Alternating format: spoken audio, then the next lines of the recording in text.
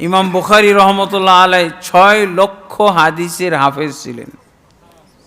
ইমাম আহমদ বিন হাম্বল 10 লক্ষ হাদিস। আল্লাহু আকবার। বর্তমান যুগে আরব দেশে এইরকম শিশু পাওয়া যায় 17-15 বছর, 30 পারা কোরআন মুখস্থ, তারপরে হাদিসের সব কিতাবগুলো মুখস্থ, 40,000 হাদিস। এই যে ছেলেগুলো দেখাই দিতে পারবে ইউটিউব থেকে বের করে, ফেসবুক থেকে বের করে দেখাই দিতে পারবে। 15 বছর।